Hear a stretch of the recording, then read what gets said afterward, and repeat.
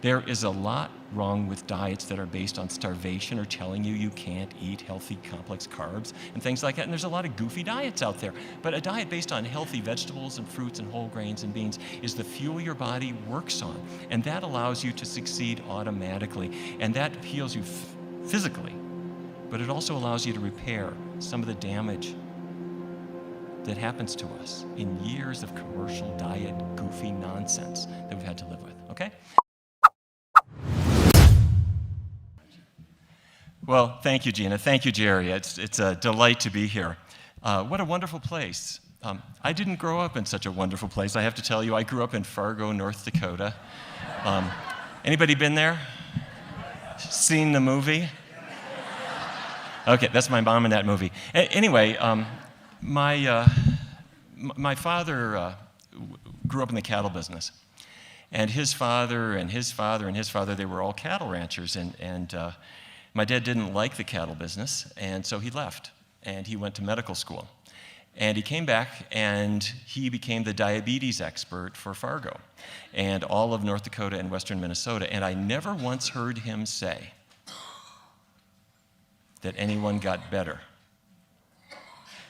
What they did is they managed their disease. Diabetes was a one-way street. It was a progressive disease, and our goal was to try to manage it and to do the best that you could. And when he was in his late 60s, early 70s, he started to succumb to symptoms that we had never seen in him before. And his mind was starting to go a little bit like his father's mind had gone, where the same stories started to repeat, and then words were slipping out every day and many times a day. And when he died with severe dementia, I realized that I'd never heard of any way of preventing that. I want to talk about those things today. It's a new world. We now know more about all of this than we'd known before, and we have tools not only to show us what's going on, but to take this power into our hands and to share it and to change this world for ourselves and our loved ones, and that's what I want to talk about today. First, a little bit of bad news. This is diabetes. It is not your imagination. It is getting a lot worse. And people come into my office and they say, I'm doing pretty well. I'm doing pretty well. I'm not eating any bread. Because what they're thinking is, diabetes means I got too much sugar in my blood. Sugar is glucose, and it comes from carbohydrate. So the idea is don't eat any bread, don't eat any potatoes, don't eat sweet potatoes, don't eat cookies, don't eat cakes, don't eat rice, because those are carbohydrates. Well, if you look around the world a little bit, Jerry and I were talking about this earlier, take a look at Japan. In Japan, you have the skinniest people, the longest-lived people on the planet. What's the dietary staple of Japan? Huge amounts of rice for breakfast, lunch, dinner. And if you look at diabetes in Japan, in adults over the age of 40, before 1980, diabetes was rare, 1 to 5% of the population. But what happened in Japan right around 1980? Anybody know? As William Castelli at the Framingham Heart Study always said, when you see the golden arches, you could be on the road to the pearly gates. And this is not traditional Japanese food, but it's become very popular. And if you look at can you see that? The fat content of the diet it's not as bad as ours, but it's going up. And carbohydrate is going down. They're eating less rice year by year. And by 1990, diabetes was 11 to 12%. This shows us two things. The first thing is diabetes is not caused by eating rice. In a little while, I'll tell you what it is caused by. The second thing is diabetes is not genetic. Not for the most part. There are genes for type 1 diabetes and for type 2 diabetes. But did genes change during that time? No, they didn't. There are two kinds of genes. There are dictator genes. Those are the genes that say blue eyes. You're going to have blue eyes. They give orders, you obey. The genes for diabetes are more like committees. They make suggestions. You could get diabetes, but maybe you couldn't. Okay? All right. So let's take a lesson from the United States. We do not have a rice-based diet. We have a meat-based diet. And in 1909, the Department of Agriculture started tracking what we eat. And meat intake rose, especially in the post-World War II period, and hit an all-time high in 2004. And what was the big increase? Pork? Beef? Chicken. Americans eat 1 million chickens per hour.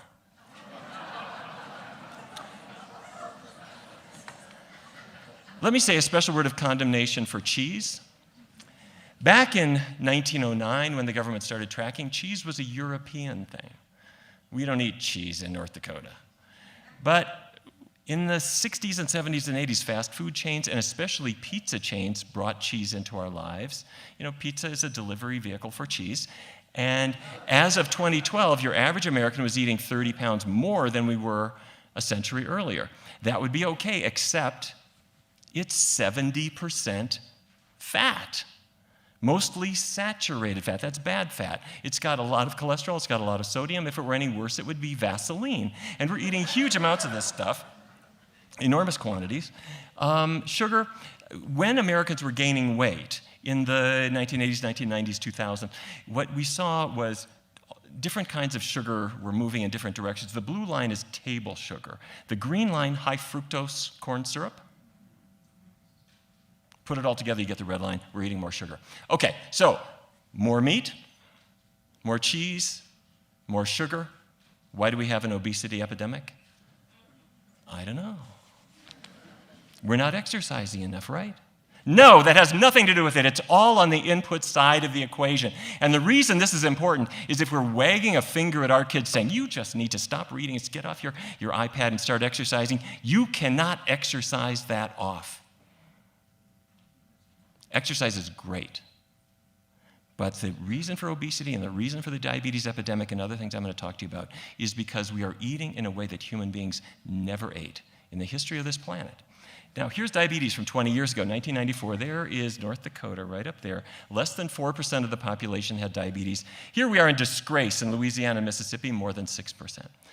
But as our diet was changing, the map started changing. Here's 95 and 96 and 97 and 98 and 99. 2000, 2001. Diabetes doesn't wait. If you change your diet, it comes roaring in. Now, I'm going to change the color scheme because I want to zero in on certain counties. But the map is getting worse. And Colorado, better than everybody, but even in Colorado, things are starting to get worse. Okay, so who does better? Researchers for a long time have studied Seventh-day Adventists. And when I started my research career, I couldn't figure out, why are you putting Adventists under the microscope? Well, I soon learned that Seventh-day Adventists, by their teachings, are supposed to avoid tobacco and alcohol and caffeine and meat. And almost all Adventists are good at the first three. But some eat meat, some don't. They're non-smokers, non-drinkers.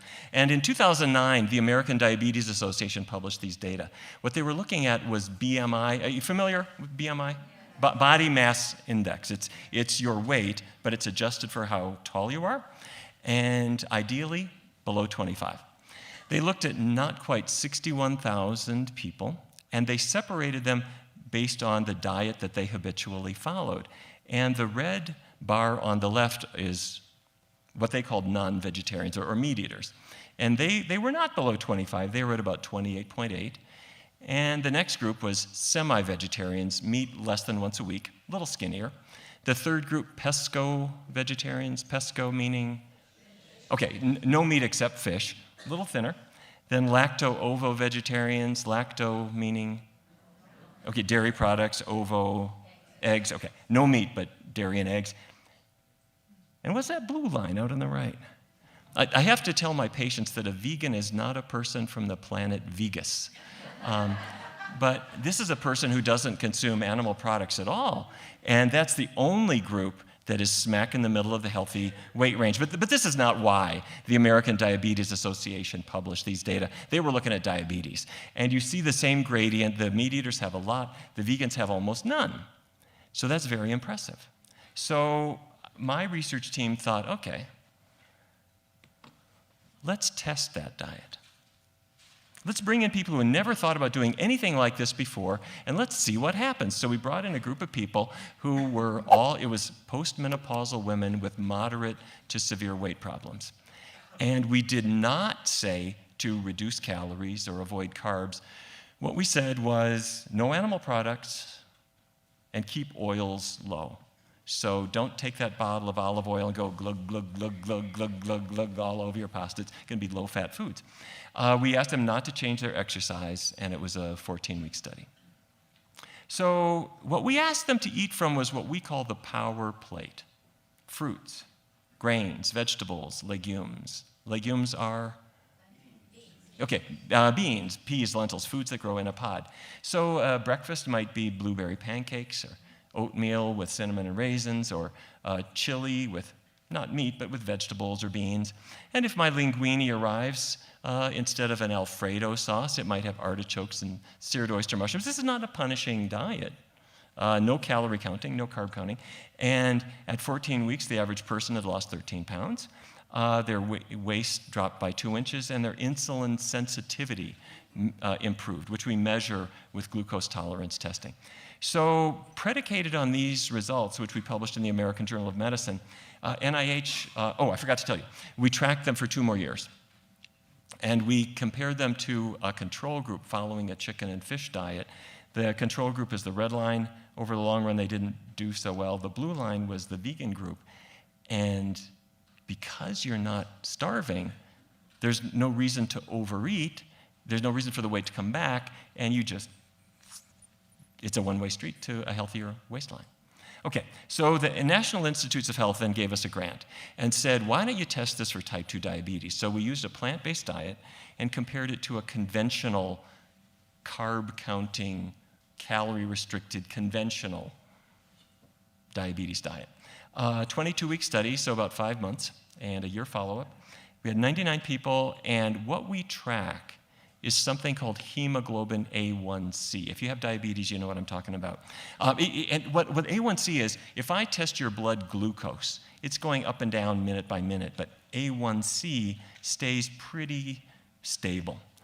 And it should be below 7 if you have diabetes. So the red line was the conventional diet. They had a nice drop down to 7.5. The people on the vegan diet, no calorie counting, no carb limits at all. They were free to eat as much as they wanted. Had this massive drop, just on average, of more than 1.2 absolute percentage points on A1C, which is not only better than any other diet that's ever been tested, but better than any oral diabetes medication that we had available too. And when we saw these results, there were some unusual things that happened. This is Vance. Vance had been a policeman in Washington. His father was dead by age 30. Vance was diagnosed with diabetes at 31, came in to see us in his late 30s, and he was randomly assigned to the vegan group. And after about 3 weeks, he said, this is the easiest diet I ever did. You don't tell me to count anything. You don't tell me to not eat stuff. I can eat as much as I want. I just got to learn different kinds of foods, but he said it was easy. Lost about 60 pounds over the course of a year. His diabetes medications were discontinued.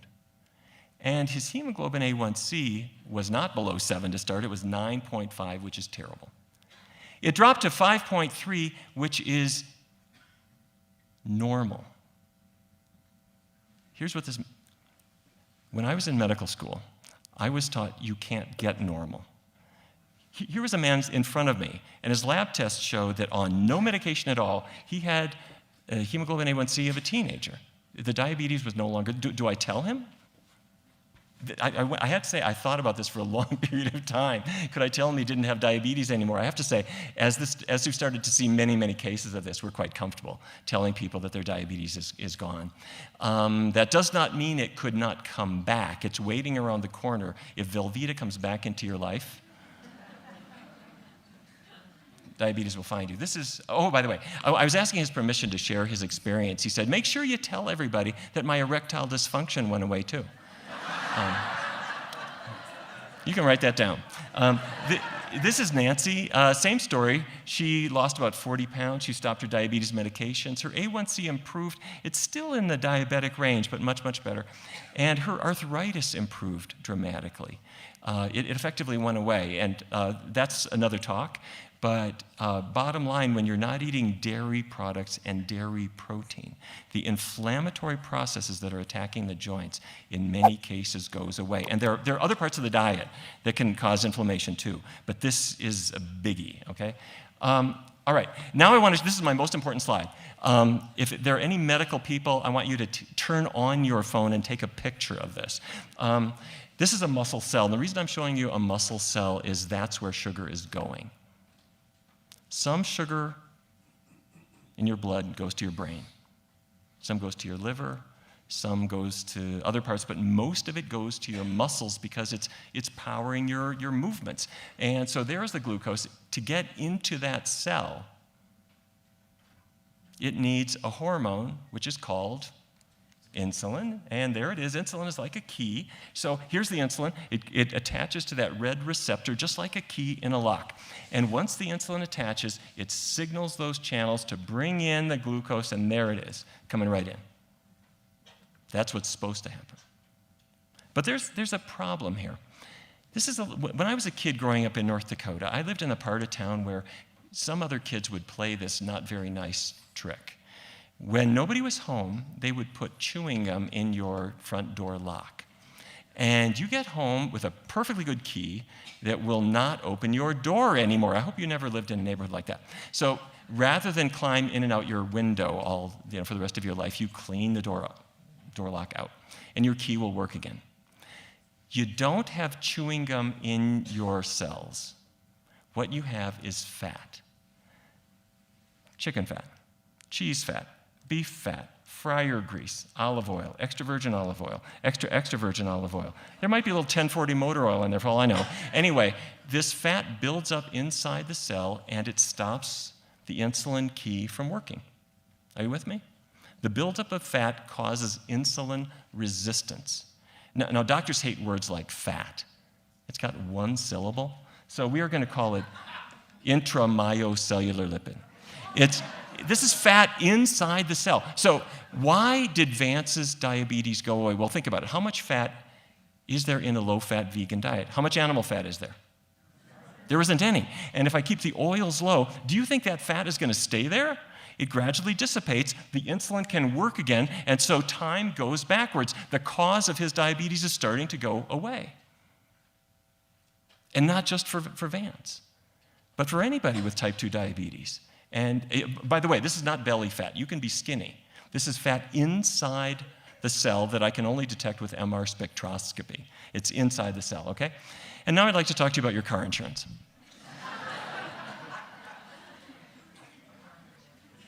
This is Geico.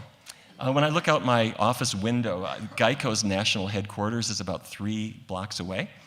And back in 2006, the head of the health service at Geico said, "We need you here. We've got 2,500 employees here. We're self-insured. You wouldn't believe what we're paying for Lipitor, for insulin, for blood pressure pills. Why don't we do your diet at Geico?" And I said, let's do it, but let's do it as a test. So we picked 2 different Geico facilities, this one in the Washington area and one in Fredericksburg, Virginia. And at this one, they got a program of introducing a healthy diet at work, and at the other one, they didn't, and we tracked everyone's weight and health. And the idea was that they would once a week get a discussion group at lunchtime on how to begin a vegan diet, if anybody wanted to do it, totally voluntary. And the other thing was that they would get vegan food served in the cafeteria. But this was totally new to the cafeteria manager.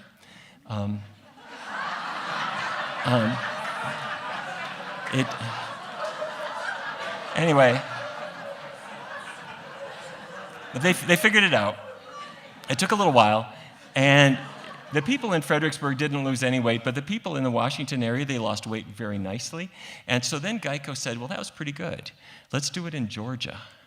Let's do it in San Diego. Let's do it we did it in 10 different cities, and exactly the same thing happened. If you had weight to lose, you lost weight. If you had diabetes, you got better. And by now, we just see this all the time. And I have to say, my instructors who were teaching in all these cities were really, really happy, because instead of thinking people are resistant, people love it. It's a fun, cool thing that you can do at work. Except there were 2 participants that my instructors kept complaining about. These were in the Washington area. And every week, the instructors would come back and say, Hillary and Bruce, I don't know why they even show up, because they sit in the back of the room and they chatter and talk, and they're paying no attention to what anybody else is saying, and they're just distracting everybody. I wish they wouldn't come. And every week I kept hearing about how bad Hillary and Bruce are. And I want to tell you something. You can misjudge people. They were distracting, but what they were actually talking about was the foods they were going to pick up at the store on the way home, how they would convince her father to go vegan with them, how they would have a vegan Thanksgiving for all their friends, and a year later they sent me this picture. Hillary's lost 85 pounds. Bruce has lost 100 pounds. And the other thing about this, if you have been beaten up by a diet, and by beaten up by a diet, I mean you thought it was going to work, and it was hard for you, and somehow you're not getting the results that other people were getting, that's not just bad for you physically. That's bad for you psychologically, because it teaches you there's something wrong with you. And I want to tell you something. There is nothing wrong with you. There is a lot wrong with diets that are based on starvation or telling you you can't eat healthy, complex carbs and things like that. And there's a lot of goofy diets out there. But a diet based on healthy vegetables and fruits and whole grains and beans is the fuel your body works on. And that allows you to succeed automatically. And that heals you physically. But it also allows you to repair some of the damage that happens to us in years of commercial diet goofy nonsense that we've had to live with, okay? All right, so this is a man named Jean Remy. He lived in Canada. Sent me these pictures because he was at 320 pounds. His doctor said, you've got prediabetes. And his wife heard about the program that we were doing, gave him a book. By the time he got to chapter 4, he'd lost 160 pounds. And like Hillary and Bruce, he discovered he liked exercising now. He got energy. This is Gina, same story. She needed to lose not as much weight, but wanted to lose it not by starving, but just making qualitative shifts. She gets her waistline back and her health back, and this is what works.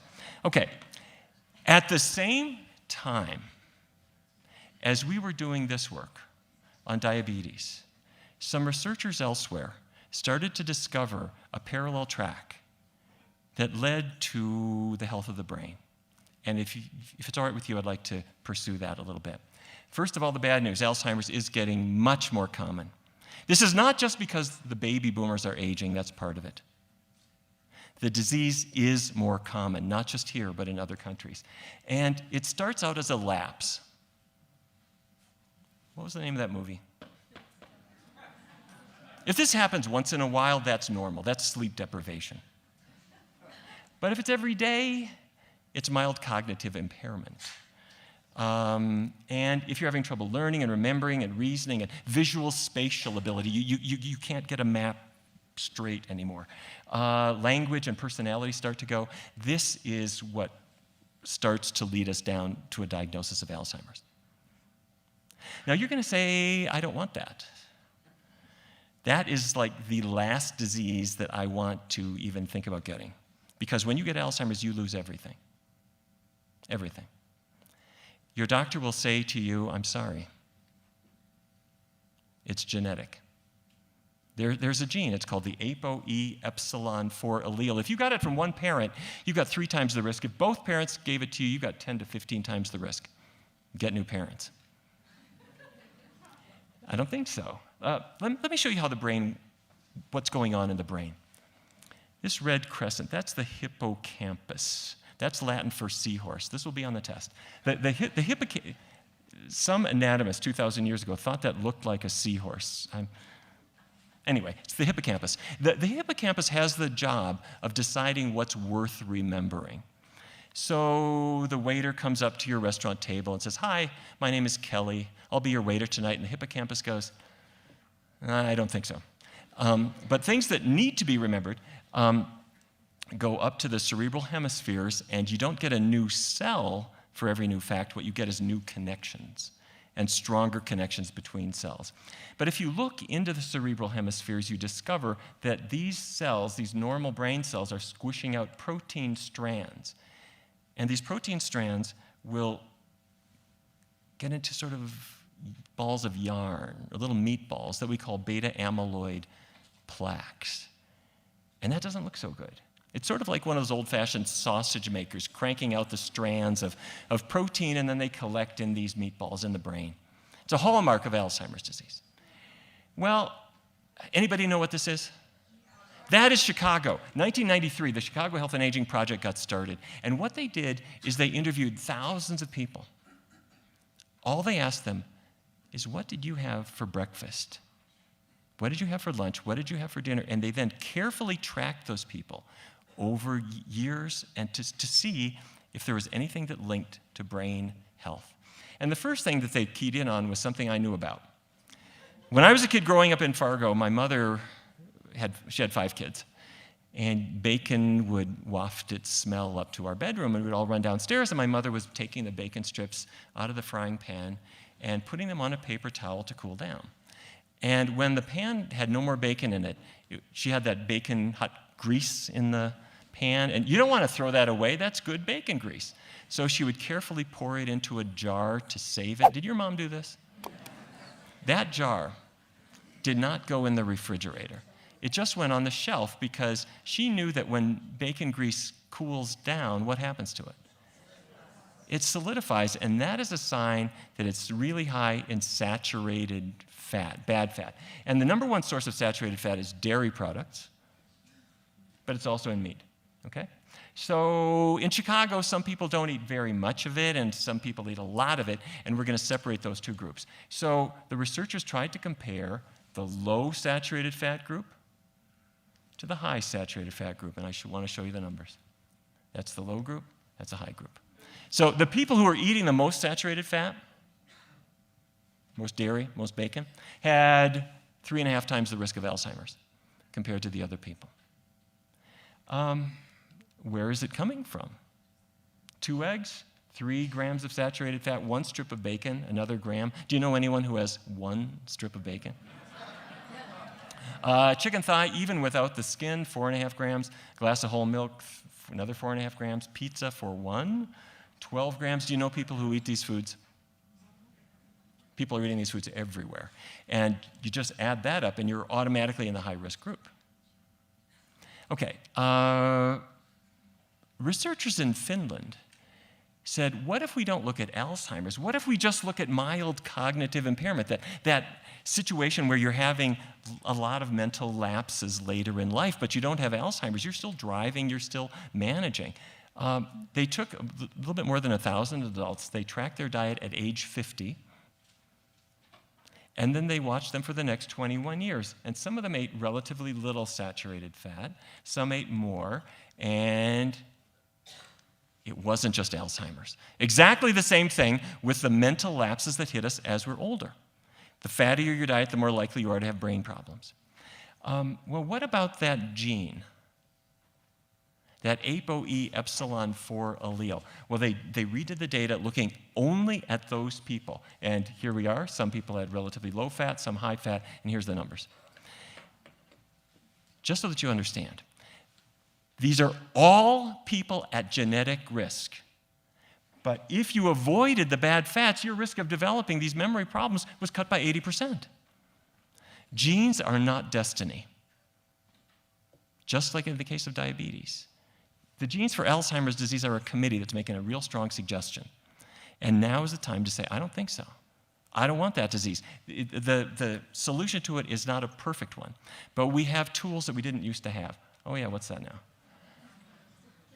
There's a fat in donuts. Anybody know what that's called? Trans fats, that's right. Some people in Chicago know what a donut is. Some people avoid it, some people eat a lot of it, and I want to show you the numbers. Exactly the same, okay. So all we're doing is we're adding up the tools. If I'm avoiding the saturated fat, if I'm avoiding the trans fats, I've cut my risk dramatically. Are you with me? Okay, now we're just getting started. But why would this be? Researchers at Kaiser Permanente said maybe it's cholesterol.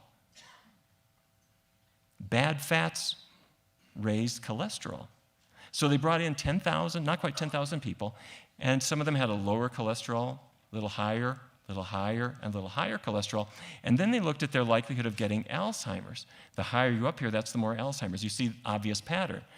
If you have a low cholesterol level, your Alzheimer's risk is relatively low. If you maintain a high cholesterol, your Alzheimer's risk is high. But these cholesterol tests were done when they were 40 years of age, dictating their Alzheimer's risk 3 decades later. Never too early to change, okay? So what else is lurking in those plaques? There's the protein, there's cholesterol, there also are iron and copper. I don't know if that surprises you. If your cast iron pan rusted, if your copper penny oxidizes, well, the same thing happens to iron and copper in your body. We eat iron in meat and a number of foods. Copper is in many foods.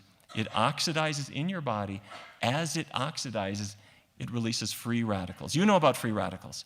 These are the sparks that are attacking your skin, and they're attacking your brain. They're destroying the connections between cells. So cast iron pans, copper pipes, meat, liver, probably the worst of all. Multiple vitamins. The vitamins are fine, but they put iron and copper in that you don't need. Now this one, Cetrim Silver, says, we know it, you don't need iron anymore. You're getting plenty from foods, they'll take it out, but they're still loading you up with copper. They're 20 years behind the science. You should be taking a vitamin B12 supplement. That's good. But if you're taking a multiple vitamin, get one that's called vitamins only. No, without the iron and without the copper, you don't need it. You're getting those from foods, okay? All right. So I've been saying, get away from the animal products, eat the healthy natural foods. It sounds kind of like a Mediterranean diet, and it is. And in fact, if you look at Mediterranean regions, those people who have a glass or two of wine every day have less Alzheimer's than other people. And it's true. In fact, when I was in college, I think some of my roommates felt that they were on the Mediterranean program. They were doing their best to follow a good, healthy Mediterranean diet. But some researchers said, well, maybe it's not the alcohol that's doing that. Maybe it's the grape. So at the University of Cincinnati, researchers brought in a group of people. They had mild cognitive impairment, average age 78, and what they tested was just grape juice. A pint a day, which is a lot, but what they discovered was that in 3 months, their learning was better and their recall was better. Why? I mean, that's too easy. 3 months? Well, think about it. A grape has a rough life. It's sitting on the vine all day under the sun with no protection. Or wait a minute. That purple color, those are anthocyanins. They are powerful antioxidants. They protect the grape. Well, if that's it, maybe other foods that have that same kind of color will do it. Back to the lab. Let's try blueberry juice. And so we brought in a new group of people, gave them a pint a day of blueberry juice, exactly the same benefit. Okay, now I'm not suggesting that you need to have blueberry juice or grape juice. What I am suggesting is that, what I am suggesting is that those colors aren't just there to be pretty. If you go to the produce aisle of a grocery store, the orange color of carrots or sweet potatoes, you can see that at 100 yards. The red lycopene that's in a tomato, you can see that across the room. The dark purple anthocyanins in blueberries and in grapes and many other foods, you could see that a long ways away. But if your cat came with you, your cat would say, I don't see what you're so excited about. Your cat doesn't have your color or vision. Your cat is a carnivore and is looking for motion in the distance. Cats and dogs have a very acute sense of hearing and of smell, and they are acutely attuned to motion. But the human retina has evolved over time to recognize antioxidants, and the human brain has created a positive valence that says, I want that. Now we take those colors and we put them in an M&M's bag. But the original function is to save your life. Is this making sense? Okay, all right. So, food isn't everything. Exercise is important too. And at the University of Illinois, researchers did an interesting thing. They brought in 120 adults, and they asked them to take a brisk walk 3 times a week. And it reversed brain shrinkage, especially in the hippocampus, which is Latin for seahorse. Who's had her asparagus today? That's very good. And it improved their memory. So exercise is good. It gets the oxygen going in the brain, gets the waste products out. So I have my own exercise tips that I would like to share with you. Arrive at the airport as late as possible. Carry massively heavy luggage. Run for the plane. I do this about 2 or 3 times every week. But what they did at the University of Illinois was a little different. They just said 10-minute walk 3 times a week. Not a trudge, this is a brisk walk. Then add 5 minutes every week, so it's 15, 15, 15, then the next week 20, 20, 20. Once you get up to 40 minutes, 3 times a week, brisk walk, that is the level that reversed brain shrinkage, okay? Imagine what happens if you get the saturated fat out, the trans fats out, the excess metals out, and you're pumping up your brain. Are you getting power? Absolutely. We're just getting started, okay? It's not just physical exercise, it's mental exercise, and you know this already. It started in Canada. Some people in Canada speak 1 language. Some people speak 2. The people who speak 2 languages have a delay of cognitive decline by about 5 years compared to other people. If you speak 3 languages, even better.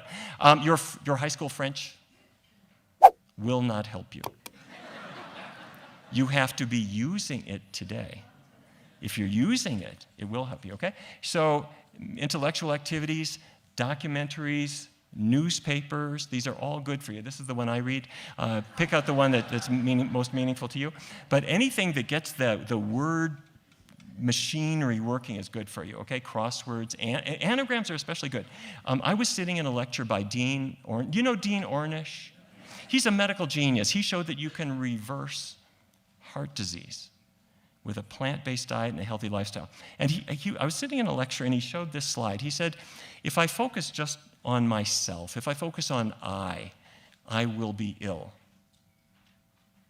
But if I focus on we, if I get the support of a group, I can be well. And he was making a really good point, get group support. But while he was making that point, I was thinking about something completely different, which was, isn't that cool that there's these words hidden in other words, and that's probably good for your brain to see that. So I started taking words like this, and if you rearrange them, it's amazing what you can kind of come up with. And as you do this is helping your gray matter improve, this is helping your white matter get better, and if you do this daily, you're going to see a lot of improvement in your brain. Okay, so now there are some companies that are making money doing this. You've heard about Lumosity.com. Oh, hi, David. I remember what you ordered last time you were at my restaurant, and you get a tip. Or how many words begin with D-I-G? They're working on memory and reaction time and reasoning 5 minutes a day. I'm not pushing Lumosity. There are many others. But the idea is that these resources are out there for you, okay? Now, the most important thing, whether it's physical exercise or intellectual exercise, the most important thing is to stop. You must stop. You have to go to sleep. Because the first part of the night, when you're asleep, your brain is engaged in what's called slow wave sleep. It's integrating words and facts and experiences. It's like all of the memories and things that came in during the day are a jumble of file folders. You got to stop so they can be filed away. The second half of the night is REM sleep, rapid eye movement. Your brain is sorting out physical skills, like a musical instrument or riding a bike or playing tennis, and emotions in dream. If you're up all night, and if you're night after night just not sleeping well, your memory will be poor and your emotional control will be poor. So there's a physiological substrate. At night, your amyloid, that sausage maker, turns off. It stops cranking out so much amyloid protein. But that only turns off if you go to sleep. Okay? So this is my most important medical device. I don't care how good your book is, 10 o'clock, close it, turn off the light, go to sleep. If you're having problems sleeping, I have a regimen that I use for people that's very, very easy to do, and it's in my book, Power Foods for the Brain, or we can talk about it in the Q&A. It's a very easy thing to do. All right, so what's a healthy diet? Fruits, grains, vegetables, legumes. Those should be our staples. And we, the Physicians Committee, are some of you members of the Physicians Committee for Responsible Medicine? Thank you if you are. If you're not, please do join us. We're trying to promote a healthier world in many ways, and I'd love for you to hear about what we're doing. But back in 2009, we sent this to the US government and said, the pyramid is a nice shape, but people eat off a plate. Give them a plate. And you don't need a meat group and a dairy group. These are the foods to emphasize. Well, we didn't hear back from them. So in 2011, we filed a lawsuit against the USDA. And we did hear back from them, and I don't know if you've seen, but this is what the USDA now calls My Plate.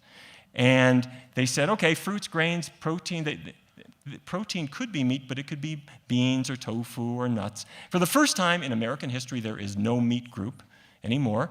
The dairy group now includes soy milk. It's not perfect, but we're going in the right direction. I'm not taking any credit for this change. It could be a coincidence, but we're making progress. Okay, so by now you might be thinking, all right, Dr. Barnard, I get it. If I followed your diet, I'd probably be healthier, but my family would divorce me. I'd have to live in the garage. All the pleasures of life will be gone. How am I going to do this? Well, I want to show you how we do this in research studies. We've done this with hundreds of people, and I have never seen anyone unable to do it. I want to walk you through it. 2 steps. Step 1, check out the possibilities. For the first week, we're not going to eliminate any foods. All we are going to do is try to identify plant-based foods that we genuinely really like. So you take a sheet of paper and you mark breakfast, lunch, dinner, snack. And you go to the store or try different recipes and you just see what fits in. Okay, oatmeal tastes like wallpaper paste. I got to put some raisins on it and some cinnamon and now it's good. Blueberry pancakes, that'll work. I've never tasted almond milk, but I'll put it on my bran flakes and see what I think. So all I'm doing is I'm just testing out different things. And for lunch, I'll try the veggie pizza without cheese. And I'll try a veggie hot dog or a mandarin stir fry, whatever it is. I'm just trying them out. And I'm going to an Italian restaurant where I'll check out the salads and the pasta fagioli or the angel hair pasta with an arrabbiata sauce. Or Mexican, I'll try the veggie fajitas or bean burritos. At Chinese, I might try the rice and tofu and vegetable dishes. Extra points for Japanese because it's often delicate and very low in oil. So all I'm doing is trying out the plant-based options. And if I happen to go to a submarine sandwich place, would they be willing to make it without meat and cheese? Sure. So you load it up with the lettuce and tomato and onions and cucumbers and olives and red wine vinegar, and they'll toast it for you. And Taco Bell may not be the pinnacle of culinary art, but they'll make you a bean burrito. So that's where you're eating, you're trying out these options. So whatever you're eating from, the whole idea is to just look for your breakfast, lunch, dinner, snack that works for you. And then once you've found them, then step 2 is to mark out just 21 days, not 22, not 28, just 21 on your calendar and do it all vegan all the time for 3 weeks just as a test. I can do that. Okay, easy. At the end of that time, 2 things will have happened. The first is you're healthier. Physically, you are healthier. Your blood sugar is coming down, you're losing weight, your digestion has finally sorted itself out. But the other thing is your tastes are starting to change in ways you didn't expect. And if that sounds strange, let me ask this group. How many of you ever switched from whole milk to non-fat milk or skim milk? Can I see hands? How many? Oh, okay. When you did, what was the skim milk like at the beginning? Watery? It's kind of blue, too. It doesn't look right. How many of you got used to that? How many got used to the lighter taste? Did you ever go back and taste whole milk again? What was that like? Too thick? Kind of like cream? Like, wait a minute. For your whole life, it was fine. But if you're not tasting it, for about a 3-week period, your taste buds physically change and they prefer the lighter taste. So if you start a low-fat plant-based diet, for the first week it will seem light. You're going to think to yourself, do I have to acquire a taste for folk music now? Break out the tie-dye, I'm doing a vegan diet. Well, the second week it starts to make sense. And by the 3rd week, you've heard that Serena Williams is doing this, and Bill Clinton, I think, and Ellen DeGeneres, and I think Al Gore started doing it. And a lot of people are doing this, and there are like 10,000 books, and there are 1 million websites and DVDs and programs, and a lot of fun products at the store. So it becomes cool, and you discover that all of your friends have adopted you as the nutrition authority. And after about 4 weeks, if you go back and you have a double bacon cheeseburger, what do you discover? It's not the joyful experience that you remembered. But it's like being a smoker. If you smoke every other day, you never forget it. But if you've gone without for about 3 weeks, you got power. So that's why we do it this way. If you want transition foods like the veggie burger instead of the meat burger, or instead of Jimmy Dean, there's Gimme Lean, you can do this if you want. So I'm not pushing them, but the meat substitutes are there. We have a free online program called the Kickstart. It's 21 days of menus and recipes and cooking videos. So on day 1, Alicia Silverstone will send you her menus and recipes. I'm not making this up. And a lot of other Hollywood celebrities and athletes will do the same. We've got an app that's also free, 21-day Kickstart. It's all here at pcrm.org. Please sign up. By the way, for those of you who are caregivers, we have it in English, Spanish, Mandarin, and a program for people from the Indian subcontinent. We've had about 450,000 people have used this program, all totally free, no commercial bias whatsoever. And is the world changing? I showed you that meat intake hit an all-time high in 2004, but around 2005, 6, 7, it started to sputter. In 2008, it fell. 2009, it fell. 2010, 2011, it started to fall. And if you do the math, by about 2012, we had dropped about 20 pounds of meat per person per year. If you're an animal person, every 1% drop is 100 million animals who weren't eaten. If you're an environmental person, that's that much feed grain that didn't have to be irrigated. And if you're a cardiologist, that's a whole lot of Lipitor you're not using. So we're not where we need to be, but it is also not your imagination. The world is changing. Things are going in a much better direction. However, I want to tell you something, and this is where I'd like to focus your attention on something where we're facing a serious challenge. Do you remember this? There are a lot of people who are profiting from things that aren't so healthy, and they can say things that sound good in a soundbite, but may not be entirely true. Eat butter, butter's okay. Dairy management, the beef industry, the Atkins, there are a lot of people who are spending a lot of time trying to convince you to eat their products. And their secret weapon is research. Because if I can do a study that says 20% of adolescent girls are low in iron, then I can press release this, and every TV station on the 6 o'clock news will say, a new study shows that women tend to be low in iron, therefore doctors recommend more red meat. Or I can do another study showing that people are low in calcium, so therefore we need cheese and sour cream and milk and dairy products. Industry uses this. They are not fools. This is the Cattlemen's Beef Board. Look at their research budget, $6.7 million per year. Some of that's marketing. A lot of that is things to get on the evening news. They want your kids and your grandkids to buy their products. Now, the Dietary Guidelines Advisory Committee, did you see this earlier this year? This is a group picked by the federal government to decide what Americans should eat.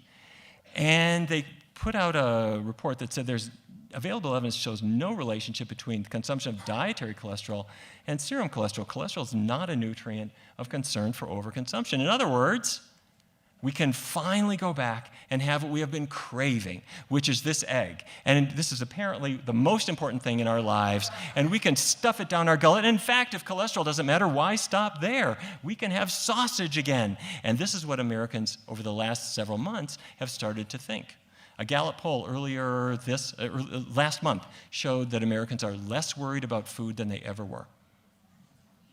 And not just this, we can eat salt, we can eat sugar, we can eat all this stuff, who cares? Well, I took a look at a research study that happened to be published by one of the members, Alice Lichtenstein, who's a good researcher at Tufts University. She published a study looking that I believe they relied on. And they showed that dietary cholesterol has really only a very modest effect on your blood cholesterol. So in other words, are you with me? If you're eating a lot of eggs and other high cholesterol foods, according to this study, it's not really doing much to the cholesterol in your blood. So don't worry about it. Well, that's the headline, but killjoy that I am, I got a hold of this study. And it was a review of 12 prior studies, and here they are. This won't be on the test. Don't try to read this, but there's 12 of them. These are the sponsors. Can you see that? 11 of the 12 are industry, 10 are the egg industry, and 1 is fisheries. That's prawns they're worried about. Now skip with the interventions, but what I put here, I put you if they found an unfavorable effect of the eggs on your cholesterol level. I put F if it had a favorable effect. And in some cases, for statisticians, it was statistically significant, in others less so. But do you see the pattern? In virtually every single study, if you're feeding eggs or eating shrimp or whatever, your blood cholesterol does go up. It goes up a little bit or it goes up a lot. And that's what people weren't seeing. 92% of cholesterol studies are funded by industry. This was not the case back in the 50s and 60s. What has happened? What has happened is that by 1990, 1995, it was clear-cut. Cholesterol in foods, about half of it is absorbed into your blood. It makes your blood cholesterol rise. End of story. The federal government stopped doing research on it. It's like they stopped doing studies to see if smoking causes lung cancer. It just does. Stop studying it. The only people who fund research now are the egg industry and to some extent the shrimp industry to try to make a case that it doesn't matter. And if I bring in relatively small groups of participants, I can get results that aren't statistically significant. I can say it could be just chance. And they do a lot of these studies. They say it's just a chance finding, it's not significant. And then they send these to good researchers to say, it's just small, it doesn't matter. You can forget about it. This is a lie. Okay? So there are 5, are you with me? Is this making sense? Yes. There are 5 steps for winning this battle. The first is you have to use research strategically. And I mean good, solid, well-conducted, honest research. Secondly, you need to bring nutrition into medical education and care. You shouldn't be able to walk out of your doctor's office without the doctor saying, are you smoking? And tell me about what you're eating. The doctor doesn't have to give you an hour nutrition lecture, but the doctor has to know where to refer you to and to give you those resources. And if the doctor doesn't, they're not doing their job. It needs to involve the insurers so that they're in the game, and it needs to involve schools, and it needs to involve businesses. So we did this at Geico, but there isn't any reason that every business can't say, you know, if we can cut our healthcare costs, we're going to be more competitive. My cars in Detroit can compete with cars in Japan if I'm not spending $2,000 per car on Viagra, number 1, Lipitor, blood pressure medicines, diabetes medicines. All of those are related to diet, okay? Every business in America could say, lunchtime, you can have a class on Wednesdays. Now, this is a little bit bigger. This is one of our classes, a little bit bigger than we like, but you can do this. We did it at Geico. We've done it at the Power Company in Washington. We've done it all kinds of places. Once you bring this stuff into work, you can revolutionize your workplace. Now, when it comes to research studies, I'm going to tell you what we need. We need meta-analyses that pull all the data together because in 5 years' time, the Dietary Guidelines Advisory Committee is meeting again, and that's what they are going to look for. So if the egg industry is buying them, that's what they're going to get. We at the Physicians Committee, this is what we do. And this is what has to be done. You need good clinical trials on diabetes, on Alzheimer's disease, on hypertension. And you need exploratory studies. So if rheumatoid arthritis is something that maybe doesn't have to be treated by drugs, but can be treated by diet, let's study that and not wait for just another drug trial. That's what we need to do. Now, the last thing that I just want to say is we can get there. Because we've been here before. A generation ago, I was sitting in a meeting in my hospital, the George Washington University Hospital. We were deciding whether or not we should ban smoking. We sold cigarettes in the gift shop. I bought them. My head of surgery bought them. We would walk down the corridor to the doctor's lounge smoking cigarettes. Our patients smoked in bed.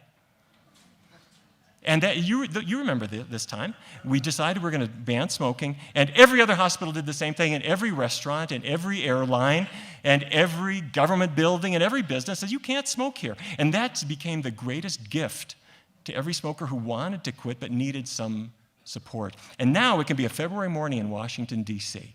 There's some guy shivering in his shirt sleeves outside, finishing his cigarette before he's allowed into his non-smoking building. Well, people are changing their diets too, but not fast enough. We're just like where we were with smoking. We weren't idiots then. We were just taking our time because it takes time to get cancer. I can quit eventually. Well, we made the decision the time is now with cigarettes. A generation fast forward to today, that's where we are with food. Now is the time. Because if we don't do anything, our kids are at risk, everyone we love is at risk, and we are at risk. But we can make these changes, and the way to do it is to have fun with it. Try new foods, new recipes, new books, new DVDs, new explorations. A new restaurant, try it out. If you have a dud, who cares? We're having fun with this. And then if you find something you like, share it at work, share it with schools, share it with people you love, share it with a letter to the editor, share it with a call to your member of Congress about what foods we subsidize. If we make enough noise, yes, there are industries that profit from this, but there are more doctors, nurses, dietitians, worried parents, worried principals and teachers. Our problem is we're quiet. If we have fun with it, if we explore with it, and if we make some noise, we can revolutionize the health of this country. Thank you very much.